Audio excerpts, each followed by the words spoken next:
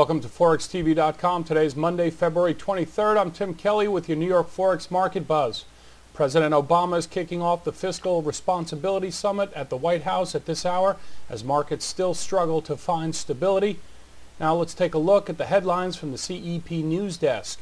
U.S. government renewed its pledge to backstop the financial system and work to keep it in private hands as officials prepare to begin stress testing later in the week. The U.S. government stands firmly behind the banking system during this period of financial strain. That's a quote from the Treasury and Federal Reserve and other agencies in a combined statement. They go on to say the government will ensure that banks will have the capital and liquidity they need to provide the credit necessary to restore economic growth. On Wednesday, the U.S. government will begin stress testing banks to ensure adequate capital ratios. Banks that need additional funds will go first. Will first have the chance to go to the private sector. If that fails, a temporary capital buffer will be made available from the government, the statement went on to say. The government invests in financial institutions. It will be in the form of the convertible preferred shares, similar to recent investments in Citigroup and Bank of America. They will only be converted into common stock as needed. The statement indicates that the U.S. government believes many of its financial institutions are in a strong position. U.S. equities are trading near session lows, however, and the dollar has reversed earlier session losses at this hour. Crude oil is down 1.37% at $39.48 a barrel, and gold is off almost $5 to $997.50 an ounce. Today we're joined by Greg Michalowski, VP of Trading and Liquidity at FXDD. Greg, hi. Thanks for joining us today. Thanks for having me, Tim. Hey, Greg, we had an interesting session beginning here on the news last night. The Wall Street Journal article reported that there might be some type of nationalization of U.S. banks. The market seemed to like that. The Dow futures closed at 150 up. The S&P at 17 up, and as the details unfolded, the market didn't seem to like what it saw or heard. What do you make of it at this point? Yeah, it kind of reminds me of being either half pregnant or pregnant. You know, it's kind of in between. The government, there was talk, of course, of this nationalization idea on Friday, and we saw the euro rally strongly. Then they come out with an idea that it's going to be 40%.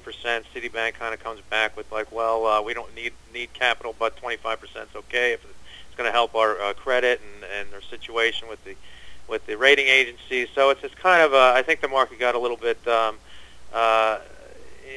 upset with all the news and from a technical perspective as well. The euros just started to come off from some Friday's high at around the 28.88 level or around that area, moved below, and then it just sort of continued on into the day here in New York, and we've seen that price come down further. From the euro's perspective and a technical perspective, we did come down and test the 50%, or we are testing the 50% retracement of that move up from February 18th to the high that we saw on today, I guess, and it seemed to slow down. The descent at that level is also a 200-hour moving average, which I tend to look at, and the high from February 19th came around that level as well. So I'm not surprised that the market decline in the euro has slowed down as a result of those technical levels. Let's face it, there's a lot of bad news that's in the U.S. There's a lot of bad news that's in the Eurozone. At times last week we were selling off the euro on the risk of the Eastern or the Eastern European countries and the exposure of the Western European banks to the Eastern Europe. So and now we're getting worried about U.S. banks and their capital ratios and so on and so forth. So there's always that opportunity for one country or one currency pair to be a little bit more better bid versus another. And that's what I think we're seeing in some of the currencies, especially the euro versus the dollar. Greg, right now it just seems like we are trading purely on sentiment at this point. Some of the technicals are holding, as you said. We're testing the 50% retracement on euro, the Fibonacci retracement. Right now, it looks like we're making a double top on the, just checking on yen at 94.75, back from the other top was made at on the 6th of January. So right now we got a double top formation in yen, and you know, we left Friday with Dodd coming on Bloomberg News saying that there's going to be some kind of nationalization. I guess he misspoke, and he was not in lockstep with his colleagues in the government, and that kind of unwound. So right now, what do you make of the trade right now? We seem to be right back at the same levels where we were headed to on Friday before it was interrupted and we had that reversal. How do you trade this market? Well, I do think I mean you pretty much hit it straight on the head, though. That there's a lot of news going out, and I do think, you know, you can sit there and dissect the fundamental news and try to make sense of it, or you can make a little bit more sense of the technical levels. To be honest with you, I think the markets are overall. If you took a look at some of the daily charts or something, we're sort of in a non-trending period here. If you take a longer look at it, the dollar yen, you mentioned the dollar yen, and as you said, we're testing the, you know, that's the January 6th high. It's also the 2009 high. So certainly we're going to run into some resistance there. But if you look at the daily chart in the you know, the dollar versus yen, we did break out around the 91.90 level of what was a triangle formation here in the dollar yen. And when we broke up, we've had a few days of upward movement to where we get the highs here around the 94, 70, 80 level here today. So, you know, it doesn't seem like that much, 91.90 to 94.80, but certainly it's better than nothing in these types of markets. I might note that also in the dollar yen, for instance, we moved above, or we were testing that blue line in this chart here that I provided at the daily chart of dollar yen, and that represents the 100-day moving average. So on Thursday and Friday, we moved above it, but we weren't able to close above it. Today, the level comes in at 93.96. So it looks like with the market trading at 94.78 currently, that this will be the first day that the market closes above the 100-day moving average, going back to September of 2008. So to me, that's something significant. That puts the dollar yen in a more bullish standpoint from a technical perspective. You know, throw out the fundamentals. We know Japan's weak. We know their exports are weak. We know the U.S. economy is weak as well. And let's just focus on the technicals.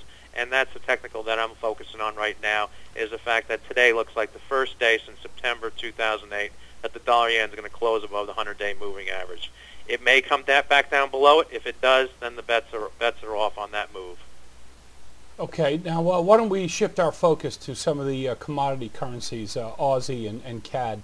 We had some news out of Canada today. What's your take on Canada? All right. Well, the retail sales obviously came out much worse than expected. Twice as bad. They're expecting 2.7 decline. Came out 5.4% decline. We got the customary spike in the dollar Canada. Dollar Canada goes up. Canadian dollar goes down, and then the market moved back down. If you look at the hourly chart here that I provided you from a technical perspective, I'm going to go back to looking at the technicals.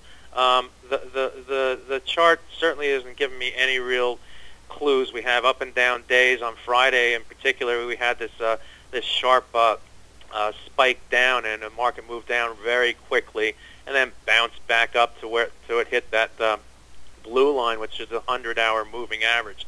Now let's take a step back and look at the daily chart in the dollar Canada, and I provided you a chart of that. And we can see how we know about the 130 level is a triple top there going back until October and November. Everyone knows about that. But we're also creating this triangle chart, triangle pattern with lower highs and higher lows. And the breakout levels for those are 126.30 on the top side, 122.90. And below the 122.90, we also have the 100-day moving average, which the chart seems to be following along upward against that level. So right now, we're going to have to, in my mind, when you have an hourly chart that's going back and forth with very volatile movements, sometimes it's best to take a step back, take a look at a longer-term chart like this daily chart, and if it breaks 2630, we should move higher. Just like when the dollar-yen broke that triangle in its chart, it moved higher.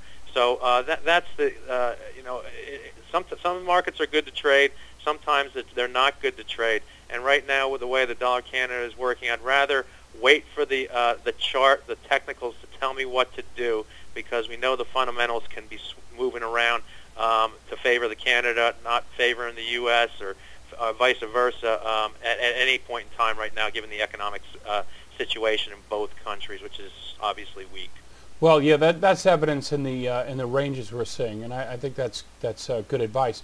In about a minute or two, can you briefly discuss your thoughts on Aussie while we're on the commodity currencies? Yeah, the Aussie.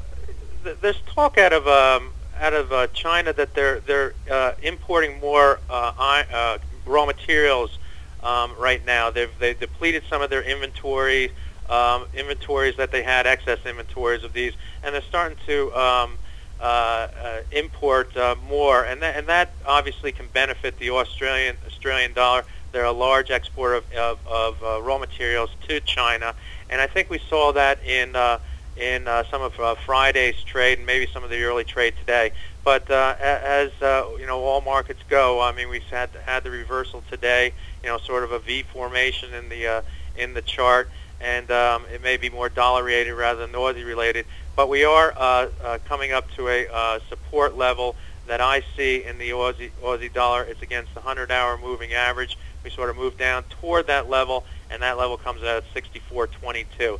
So as long as the markets can stay above 64.22, I'm sort of constructive on the idea that maybe China might be pushing up some buys of some raw materials that they needed, and that the Aussie dollar may have bottomed out for the time being, and we might see some more favorable move to the upside. Well, if we close up today, that'll be 4 days in a row for Aussie. So well, that's a good place to leave it. Greg, thanks again for joining us. Hey, thanks for having me. This has been your New York Forex Market Buzz with Greg Michalowski of FXDD. I'm Tim Kelly. Join us later this afternoon for PM Exchange right here on ForexTV.com.